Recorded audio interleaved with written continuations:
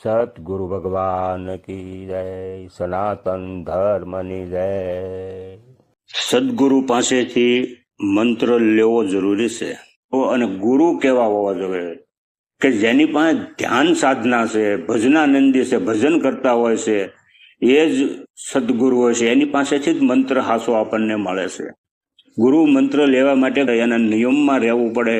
મંત્રનો કેમ જાપ કરવો, ભજન કેમ કરવું, ધ્યાન કેમ કરવું, સાધના કેમ કરવી, આ બધી જ પદ્ધતિ જ્યારે આપણને સમજાવે એને એવું લાગે એ માર્ગ ઉપર હાલી શકે એમ છે, ત્યારે જ આપને ગુરુ મંત્ર આપે। આ બધી પરીક્ષાઓમાંથી પાસ થવું પડે છે।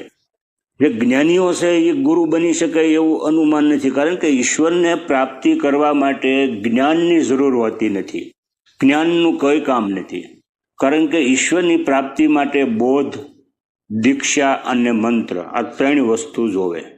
આ ત્રણમાંથી વસ્તુ એક પણ ઘટતી હોય તો આપણે આત્મા સાક્ષાત્કાર થતો નથી।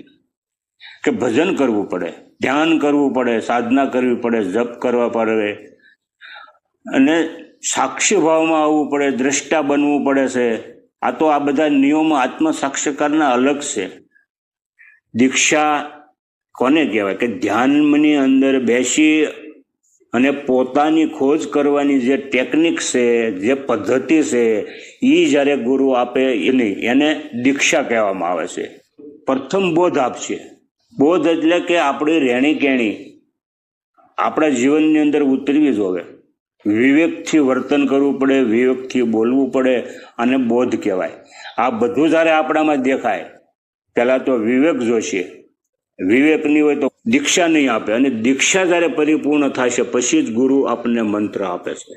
તો ધ્યાનની અંદર જવાની દીક્ષા જે છે, ટેકનિક જે છે, જે પ્રયોગ છે, એ પ્રયોગમાં આપણે હરાપાર ઉતરીએ તો જ આપણને ગુરુ મંત્ર આપે છે, અને એ મંત્ર એ ટેકનિક ધ્યાનની અંદર જ કાયમ આવે છે, અને મંત્ર વગર એનાથી આગળ જવાતું છે। એ મંત્ર જ આપણું બધું શુદ્ધિકરણ કરશે। તમે બેઠા હશો અને ધ્યાન થઈ જાય છે, તમારું શરીર ઊભું છે, બેઠું છે, નહીં પડવા દે, નહીં કાંઈ થવા દે, એ ગુરુ મંત્રની શક્તિ છે। એટલે ટૂંકમાં ગુરુ મંત્ર લેવો જરૂરી છે।